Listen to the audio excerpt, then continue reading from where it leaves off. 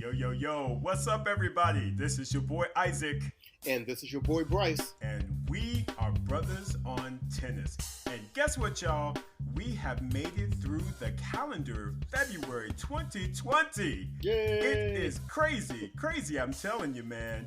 Bryce, what's up, brother? How you doing, man? I'm doing good. Just really enjoying some of this tennis so right? far. Yeah.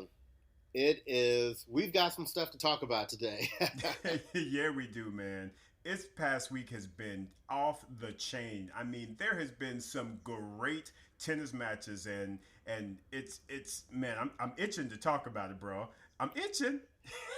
And we are getting ready to lead into our first Master Series and Tier 1 for the men and women in a couple of weeks. That's exactly right, bro. And where is it, bro? In our backyard. Indian Wells. Indian Wells. And we might be there depending upon how we feeling about this coronavirus thing. Right? Because I'm trying to tell you, Indian Wells ain't worth me getting no coronavirus. I will watch that on ESPN and the tennis channel all day long. What? I'm trying to tell you, brother. Man, this coronavirus is crazy, man. Folks, is just, I don't even know how to think about it, bruh. It's crazy. But it does have me concerned. Right. So hopefully, folks are doing the necessary things to be cautious and they're really just being thoughtful about it. And hopefully we can get this thing combated and ensure the safety of everybody and everybody is cool, because this ain't good. But anyway, folks, we don't want to dampen things. We want to talk about some tennis. And hopefully we can get things right and see what's happening. So Bryce, do you want to talk about the men or talk about the women? Let's go with the men first. All right, the men it is. Let's talk about it. So the men had 3 tournaments this past week, and man, it was a lot of activity. So you want to start with let's start with the clay. Let's start with clay, since that seems to be kind of weird, given that we're going into the first Masters Series that's on hard, and there's a clay court tournament right before it. But it's crazy. The calendar is wild. Well, but and I think I've mentioned this before. There was like a whole sub clay court tour that goes on basically all year long. Yeah, that's true. Yep. I mean, during grass court season, you're going to see some clay court tournaments going on. Right. Somewhere. Because some players truly have made a career of just basically being clay courters. Yeah, that's very true. And very true. Yeah, and so, but, hey, to each their own, and, however you need to make that coin, make that coin. Exactly. Make it. Ching, ching. So, yeah, let's talk about that clay court tournament. And this is the one where last week we basically said that Garin was going to walk away with the title. Right. And I actually think he was going to, but in the semifinals, he was like, no mas. I think him playing, I don't know how many weeks in a row he's been playing, but I think all of that may have caught up with him. Yeah. And he took that L to... And how do you pronounce this guy's name? Is it Sebo? Seboville. So, apparently it's a lot of things that you really don't say. And I was both like, see both wild, and I was like, no. Yeah. Wait a minute. That's a whole lot of letters not to be pronouncing. I know, right? But yeah, man, he's from Brazil, and it's Seboville. And that's kind of how I heard the commentator say it. So I'm going to say that unless I hear something different. I could have written his name completely differently with a third of the letters. And you would have gotten the same pronunciation. But anyway, we're not here to... Ooh, you wrong, dog. You so wrong. But hey, I tell you, with all them letters, apparently them letters came in handy, because he lifted that crown and got them coins. Young guy, man. What's up, man? Well, and we thought it was going to be a finals of Garin and Ruud. Right. And Ruud made it, and we know Garin retired in the semifinals. Yeah. But your boy Seboville, yeah, he was like, I am going to completely take the path of Garin. And I heard Bryce say last week that Garin was not going to lose to Ruud in the finals. And he said, I'm going to hold up that end of the deal. Right? He held it up. I mean, after a good fight, though, that final was tough, man. 7-5, 4-6, 6-3. So, really good battle between those two. And kudos to Casper, man. I like Casper. Me too. It looks like he's doing some good things and rounding into form. And I'm hoping the best for him. So, Casper, good job for making it to the final. But, hey, Ceboville, hey, good job, young man. I think he's like 19 or 20 or something like that. But he's in that whole race to Milan, and man, I tell you, getting a title at this age, I can tell you what, he can bolster that over Felix Auger-Aliassime. And I got a crown. How about you? And speaking of Felix, yes, sir. That'll take us straight into Acapulco. That it will, man. Because Acapulco, man, I was thinking he was going to show out a little bit, and and then Kyle Edmund was like, everybody's scared of you. Everybody's scared of your game. I've been in the top 10, shoot. Well, and I want to revisit what I mentioned last week. Yeah. And that is that my boy, Dusan Lajovic, was not going to lose to Stevie Johnson in the first round. But you see, he did go 3 sets, all right? He was not going to. Stevie Johnson could have been up 6-love, 5-love, 40-love. And Dusan was going to win that match. Now, apparently, all that effort did not leave any juice for Kwon. Right? Well, see, listen, though. Kwon's been stepping it up, bro. I don't know who this young man is, bro, but he has had some really, really good results in February, man. So that honestly is not a bad defeat in my head, but it is bad, the fact that he got a paper set. Yeah, it is. Yeah, it is. So that's kind of bad, but as far as the overall loss, that Kwon's been playing some really, really good tennis, so, And you know who appreciated Kwon's game more than anybody? Who would that be, Bryce? That would be Mr. Rafael Nadal, who gave him a whole biscuit and a breadstick. Right? He was like, "Now you might get up on Dusan, but look, you ain't gonna get up on me." He's like, "You better walk off this court, shoe." And who else he told that to was Grigor Dimitrov. He was like, everybody's scared of you. Your game. He was not ready. No, he was not ready. No, he was not ready, Bryce. I mean, kudos to Grigor though for at least getting past Stan, because I think you and I were like thinking he was just going to lose to Stan, and so for him to actually get past Stan in straight sets, that was actually very impressive. That was a good win. Yeah, that was a good win. So we know in the top half of the draw, Nadal made it to the finals. Yep. But I want to talk about something else real quick. Yep. Nick Kyrgios had to retire after losing the first set in the first round. And, I'm getting a little concerned about what's going on with Nick because, he had to withdraw out of the tournament last week because of the wrist. Yep. He said when he tried to play, the wrist apparently still isn't ready to go. And I don't know if his, appearance at Indian Wells is now in jeopardy.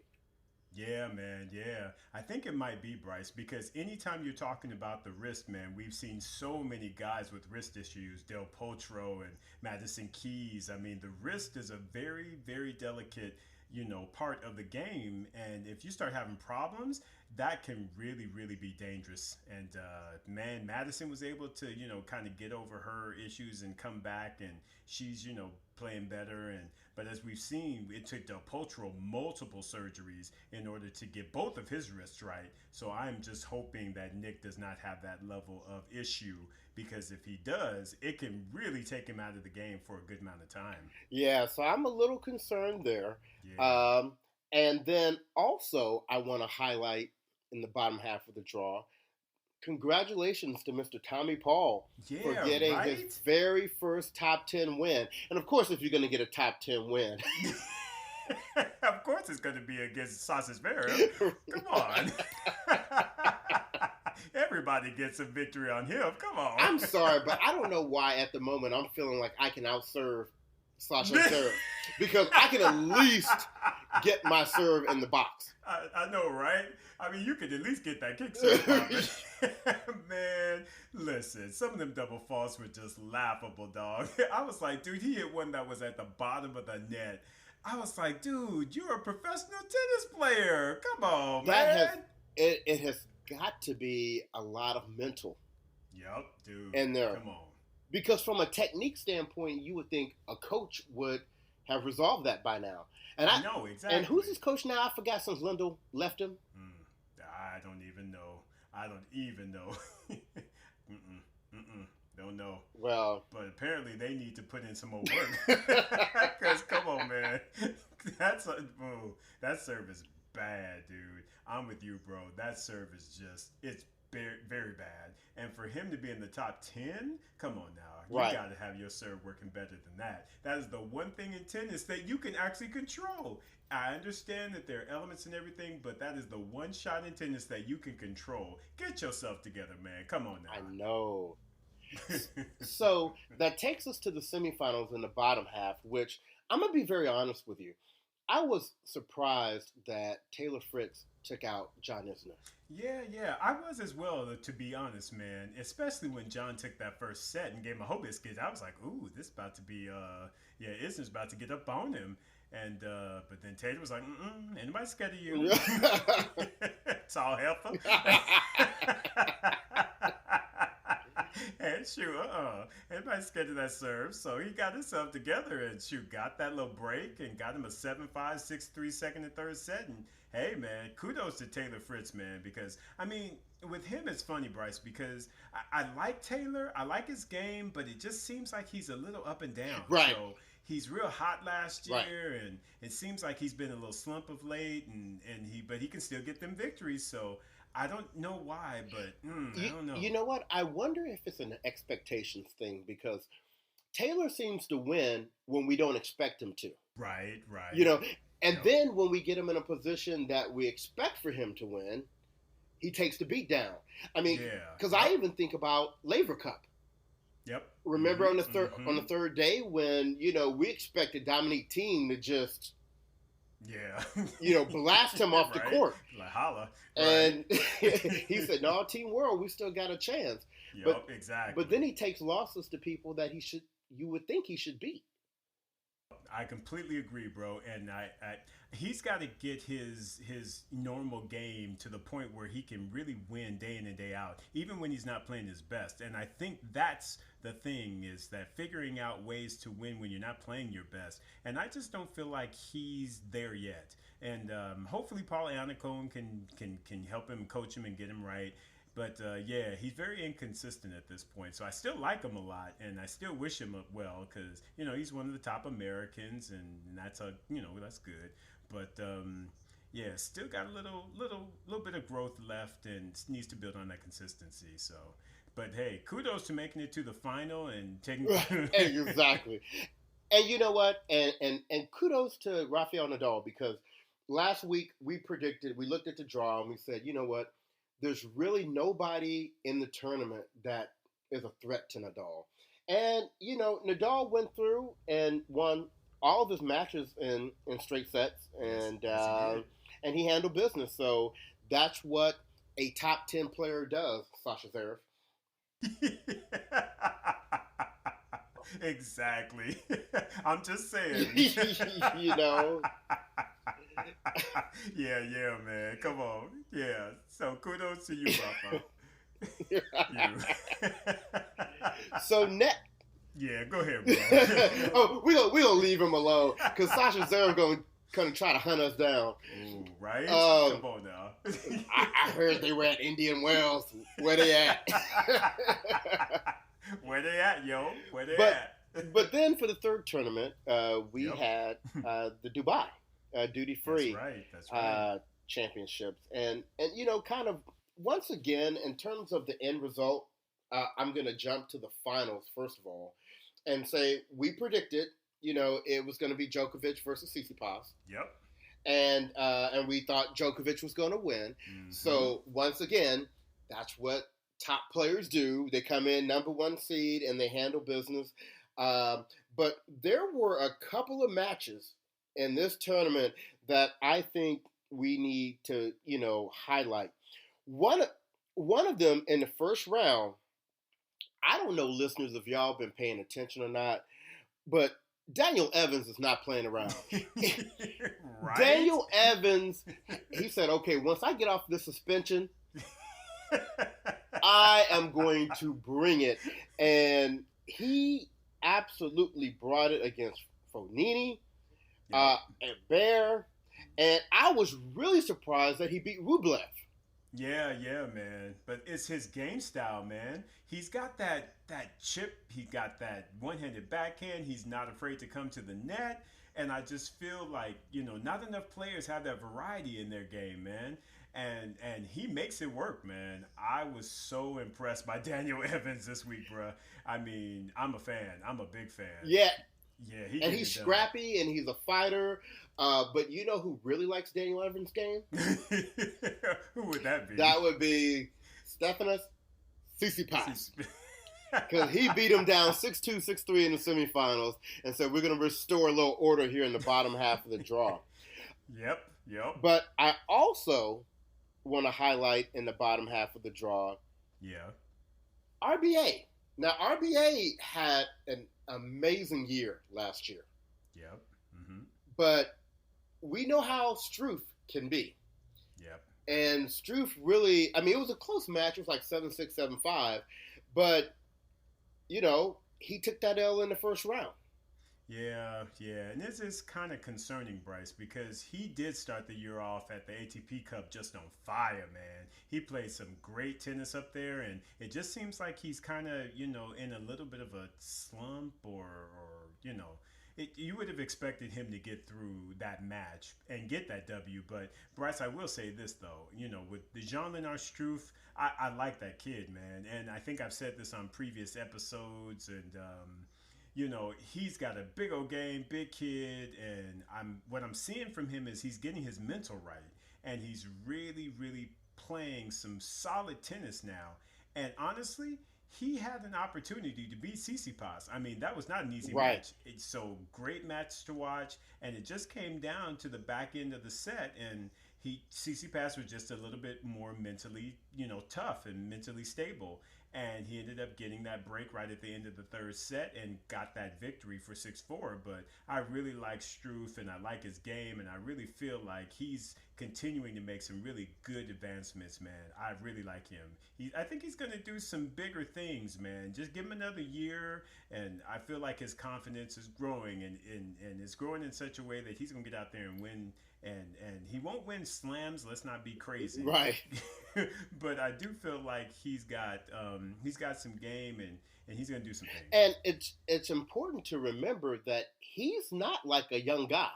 Yeah, no, he's like 27. Yeah, he's in his maybe. Yeah, he's in his late 20s, so he's been kind of a late bloomer as it relates to these results. But if we wanted to, give a highlight to Djokovic and to Tsitsipas for making it to the finals and doing their thing, the honorable mention for the week absolutely goes to Gael Monfils. Has to. Oh my goodness. Isaac, talk about that a little bit. Bryce. My heart, man. My heart can't take it, y'all. Because, folks, we was clowning a little bit as far as Gael and just how, how good he is, but he can't beat the big three on a consistent basis. Especially, Djokovic. I mean, he went into the match, in the semifinals with a 16-0 deficit. And so he's lost to Djokovic 16 times. And that just has to wear on you, folks. And I don't know if you saw that match, but I'm trying to tell you, Gael Monfils, in my opinion, played Grand Slam champion level tennis in those first two sets. I mean, he was controlling things. He was patient. He was building shots. I mean, Bryce, it was such a beautiful thing, man. And he had him match points, man. I was like, oh my goodness, he's going to finally do it. He's going to finally beat him. He's going to get the monkey off his back and get that victory. And as I've said before, Djokovic equals clutch. And I mean, the dude he refuses to lose. and like against Federer and against Gael, he was like, "Nah, son, I ain't trying to lose to you today. No. It ain't happening." Right. And unfortunately, Gael did a Federer, and one of the first match points he served into the body. Djokovic, of course, got it back, and then he tried to do some backhand down the line. Fool, you ain't trying to do that damn shot the entire match. Why you gonna try it now in the championship point? Come on, man. I don't understand. He got scared. He got scared. He got scared. And the same thing with Federer. He got scared, and Djokovic picked up on it and was like, "My name is Djokovic equals clutch, and I'm about to come back and I'm about to take this." And that's exactly what he did, Bryce. It hurt my heart, bro. To be honest, man, it hurt my heart because I really wanted him to have that victory. Oh, really bad. And even with that, so I'm like, okay, he let the second set go. He's got a third set. Right? Yeah, so let's get in there and battle. And when he got hurt early in the third set, and really that just kind of ended it, because you cannot lose your movement against Djokovic. Nope. And for Monfils, where his movement is a huge part of his game, I think Novak was just like, you know what, you don't have to move. Just sit over here on the side. I'm gonna give you this breadstick to chomp on for a few minutes, and everything will be all right. And everything will be all right. I mean, even afterwards, man, he had such good things to say about Gael, man. Just about how he competed in those first two sets, and he knew he was on the verge of taking that first L. But once again, he's Djokovic, and these are the things that make him a true champion and one of the GOATs. I mean, you can't not put him in that category. He is most definitely in that discussion because, man, clutch. Yeah. So congratulations, Novak. You're off to a great start this season. Isaac's got you pegged for a Golden Slam. I don't know about all that, but congratulations. Let's see how you do at Indian Wells. Hey man, come on. we'll go on. Well, no, but I'm gonna tell you what, and I know I mentioned this before. Yeah. The critical piece for me is going to be the French. Yeah. If he wins the French, then I might start joining that conversation a little bit. But it all comes down to the French. Yeah, I agree with you, bro. Because, I mean, like I said, man, you can't not have that be the pertinent part of the conversation because Nadal has like 12. Right. I mean, Nadal is not going down without a massive fight. So, I mean, if he is able to somehow get that French under his belt, then I absolutely believe that it is a possibility, a strong possibility. But again, that's the hurdle. Yep. And Nadal is not going to try and oh, no, not at all. Let's be clear. Look, Nadal has got to be thinking, if I can go ahead and get this 13th French, I'm now tied with Roger. That's right. Me and Roger tied. Yep. Hey, how can you beat that, right? Exactly. So, well, that was a very good week for the men. Now, we really don't have a lot to talk about for this upcoming week for the men because this is the week of Davis Cup. Right. So, I think all we're going to say is, go out there, follow your country of choice. For the USA, we're playing Uzbekistan. We should win that. We should. We have Opelka. We have Tommy Paul. We have Taylor Fritz, and we have the Bryan brothers. If we aren't able to take that tie, we've got some real issues. So I'm expecting a victory for the USFA this weekend. Agree with you completely, brother. So anyway, that's that. Let's jump over to the ladies. And let's take it back to Acapulco. Do we have to? Now, so last week, we got our clown on for a second. We were congratulating Heather Watson for putting them things on Coco Vandeweghe. That's right. And so we appreciated that. But we did not suspect that she was going to be the one to hold up the title at the end of the week. Well, I shouldn't say that, because we did say this was a tournament that every single person in the draw had a chance to win this tournament. Right. And Heather must have thought the same thing, because she was like, hey, why not me? Come on. Exactly. Yeah. Well, I tell you who not.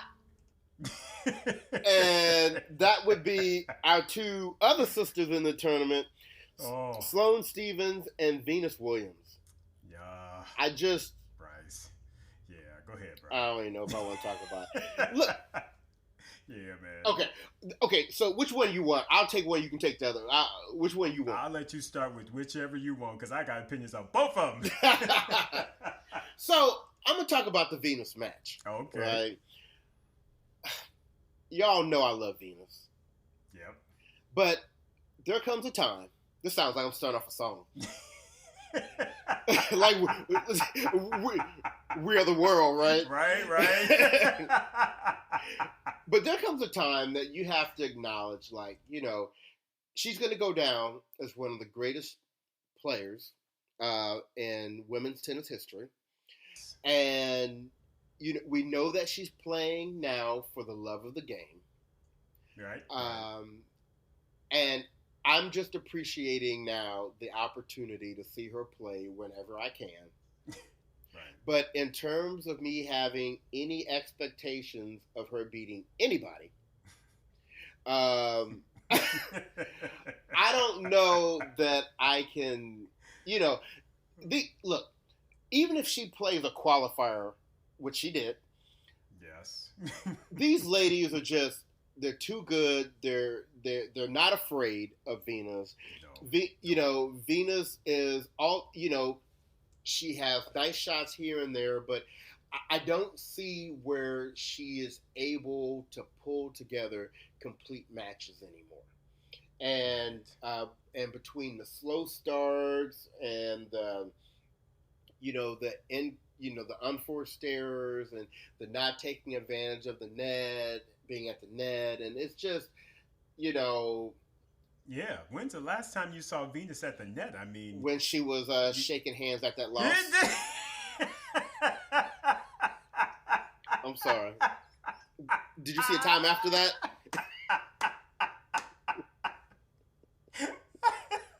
That's so true. I mean, come on, V. Why are you not at the net, baby? I don't understand. How are you playing right now? And Bryce, she had match points in that match. Isaac, you're being kind. She had 7. 7. Yes, 7. That's right. How do you not convert 7 match points, Venus? Come on, baby. You're a champion. This is a qualifier. Come on, get that done. Well, apparently she couldn't do it because she was hungry, and she was waiting for that whole biscuit to be served in that third set, and she rushed to the net to get that one. Right. So anyway, like I said, man. I appreciate Venus for what she's done. I will always root for her. Absolutely. But always. I just, my heart can't. No. Yeah. Mm-hmm. No, and I agree with you, Bryce. And I guess the same goes for Sloane, man. At least Venus had a good showing and got to 3 sets, but apparently Sloane just was like, needed that whole biscuit early. She was like, I ain't even gonna wait for the 3rd set. I just get my whole biscuit now. Because I can walk off the court. I can snack. Look, I'm trying to tell you, do not expect anything from Sloane until after she gets married. Right. It's like, come on, Sloane. Did you really have to walk off the court and snack? But you're right, though, bro. We cannot expect anything until she get married. But you need to hurry up and get married, Sloane, because good Lord, these results, oh my goodness, man. Come on now. This is not acceptable at all. And the crazy thing is, and maybe it's just me, and we know she already has kind of like a very laid-back style. Yeah. It just looked like she don't give a damn. It's just like... Right? you going to hit the ball behind me? Okay, well I just missed that one then. I know exactly. We'll just go to the next point. I ain't gonna try and get them.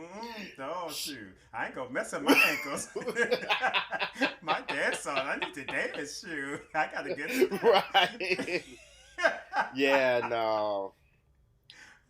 So once again, congratulations to Heather Watson. Yeah, she's having a good start of the season. Yeah, and let's quickly say congratulations to Fernandez, who's like that young 17-year-old from Canada. I mean, so good run for you, right, young lady, to get to the final, and hey, you didn't get the crown, but still, you get a great result though. So good for you. All right, so let's go to Qatar. Yeah. And wow, this was actually a very good tournament. Yeah, it was. Even though it didn't go anywhere like I had predicted.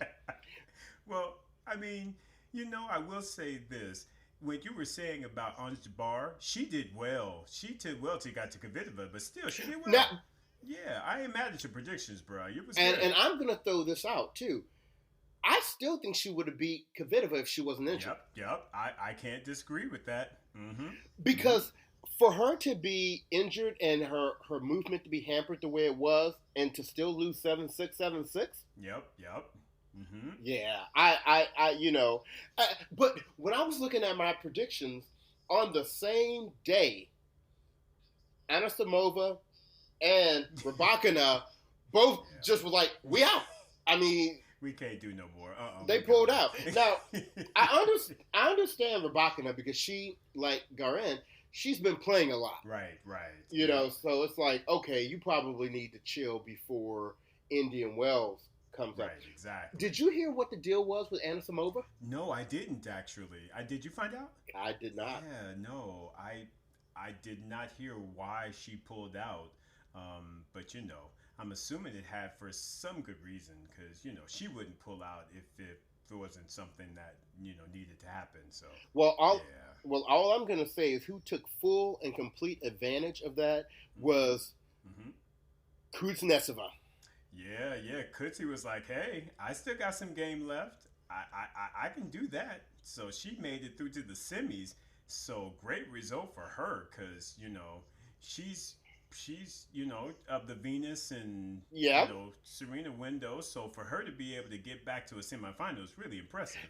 I mean, especially if a tournament of this magnitude. And in the quarters, she took out Bencic. Yeah. So she was like, ain't nobody scared of your game, little girl. Which continues our whole kind of concern with Bencic of like she's not getting it done when we thought she had kind of ascended to this top 10, level. Yep. It feels like she's just kind of wants it a little bit too much because I'm seeing her on the court and it just seems like she looks like she's stressed. And not really, calm like she was last year. So I don't know what's driving that, but it just feels like she's got to get that under control, man. Because it feels to me like she really just wants it way too much, and that's why she's taking the L's. Is because you've got to be able to manage your emotions out there on the court. So, and I feel like that's not happening right now. Right. Well, now that. Because we're talking about the bottom half of the draw, I want to acknowledge, you called it right, Isaac, Sabalenka. Yeah. I got one right. Yes.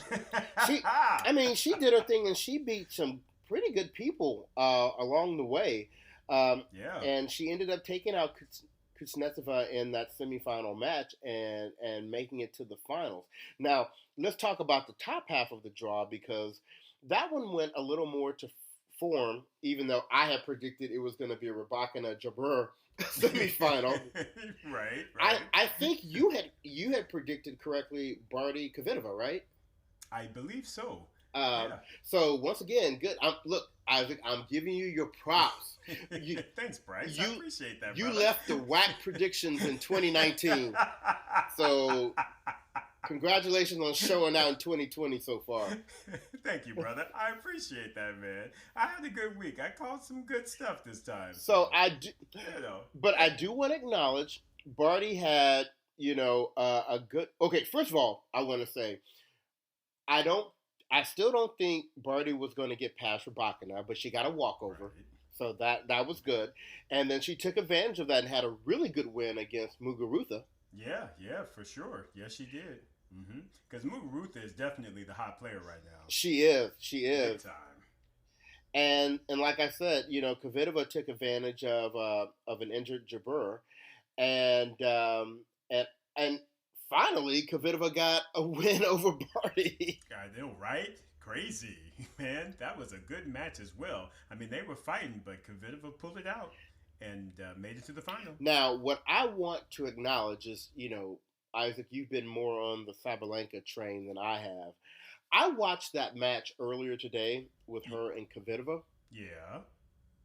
She beat the mess out of Kvitova. Yup.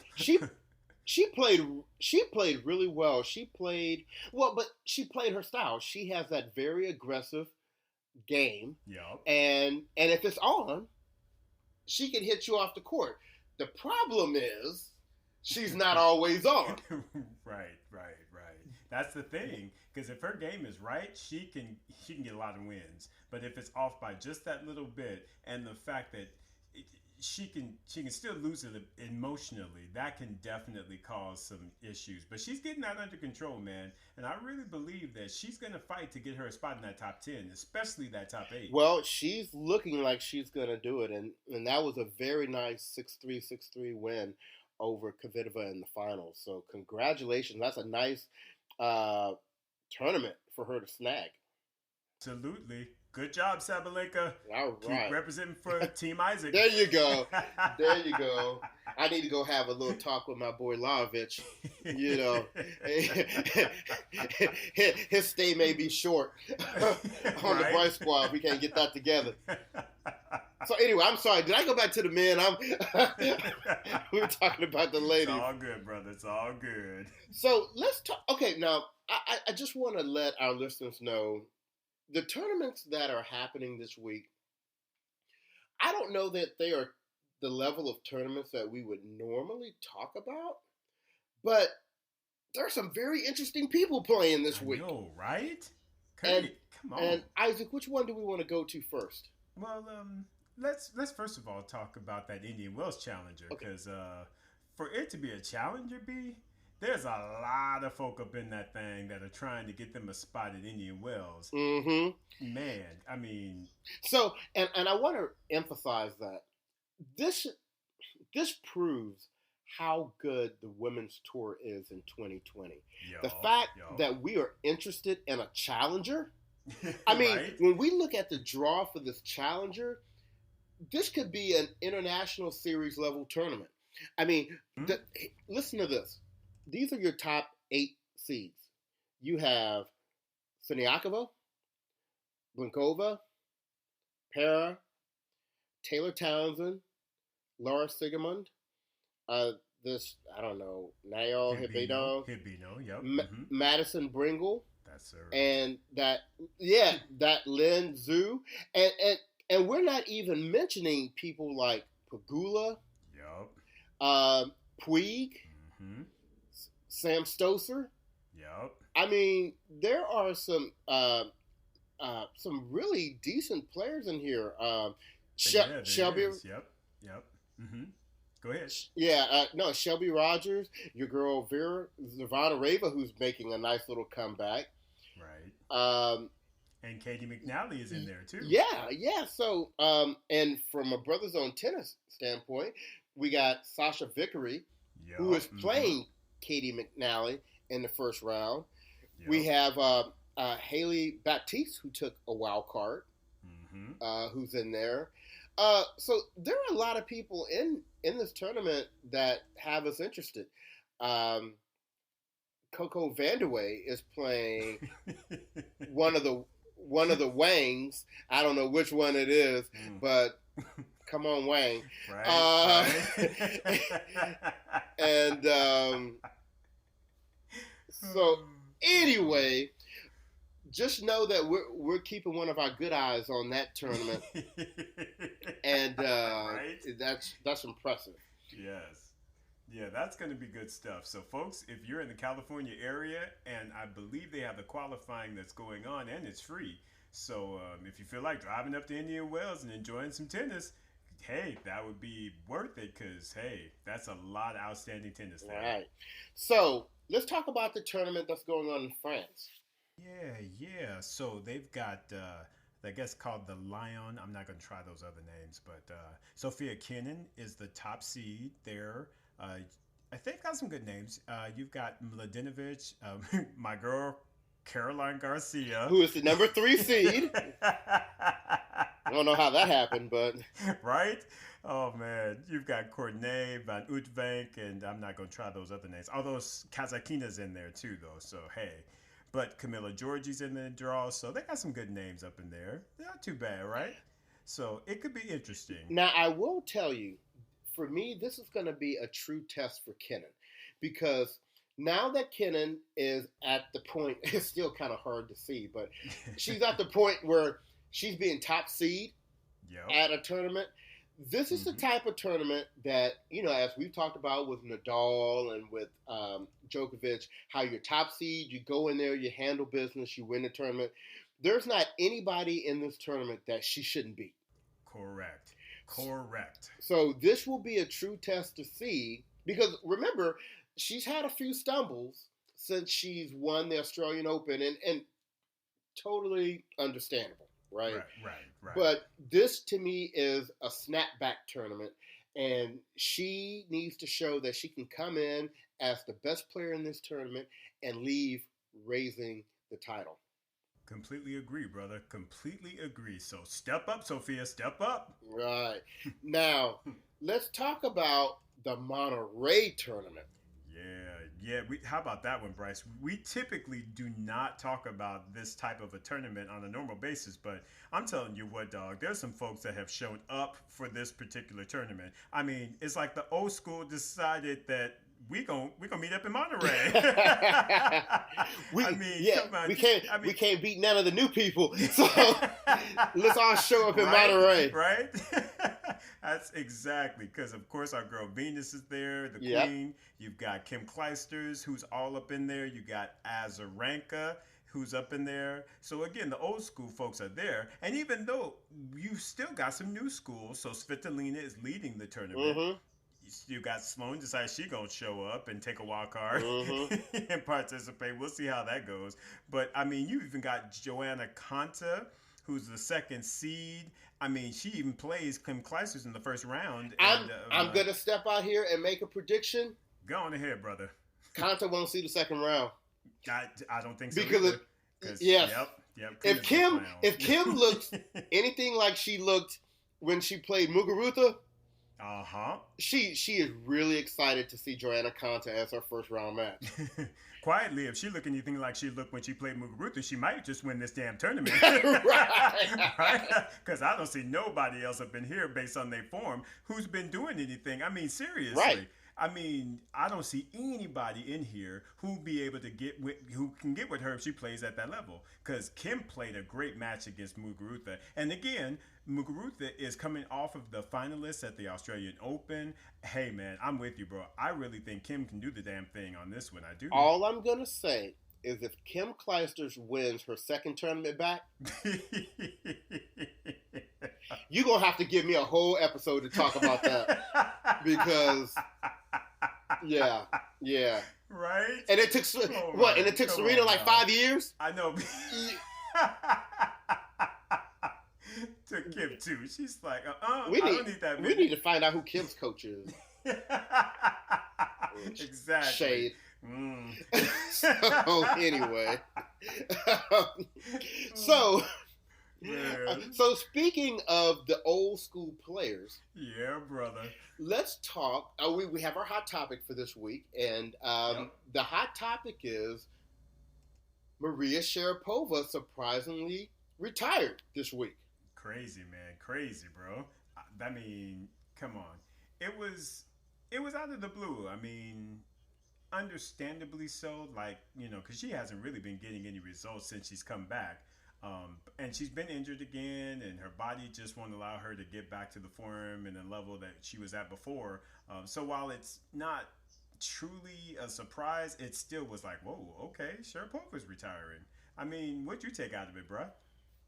Well, first of all, I was surprised, but there were some indicators out there because Russia is they're penalized for the Olympics, and so I think the only people from Russia that can play are people that, if they play as an independent, they can play for Russia. Okay. Uh, and so I don't know if Sharapova was having thoughts that she could potentially make the team, Mm-hmm. but her ranking will not be high enough for her to, I think, play as an independent. All And right. so if she was in any way hanging on to play the Olympics one more time, Mm-hmm. that was out of the window. Right. And then you couple that with the fact that she wouldn't beat nobody. Right. Um, Exactly. and it just was time. It really was. And the interesting thing is normally when you have somebody who has the accomplishments on court that Maria has had, there is really much more fanfare and much more celebration and honoring of this player moving on from the game. Right. And to be very honest with you, and I kind of had my eyes out there looking, it was pretty quiet. I mean, Yep. I mean, Yep. Billie Mm-hmm. Jean King, of course, did the right thing and went out there and said a few things, and Nike, her sponsor, tried to pump her up a little bit, but Right. other than a few messages here and there, it was really pretty unceremonious. Yeah, I mean, it's been really quiet. I mean, there was not much said at all. It was just a couple people putting some posts here and there, but nothing. Nothing. It has not been very. It hasn't been active. Right. And especially for somebody who is absolutely going to make it in the Hall of Fame. Yep, exactly, exactly, man. I mean, it just it's crazy, man.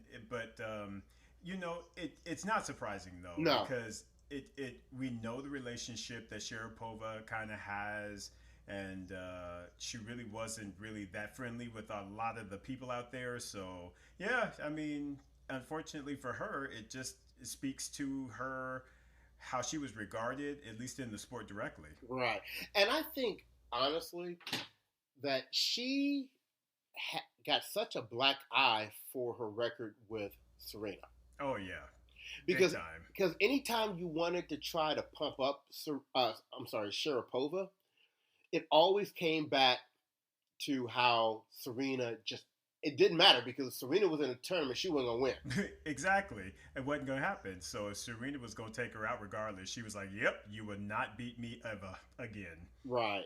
And, but, we make the bed that Yep. we have to lie in. Preach.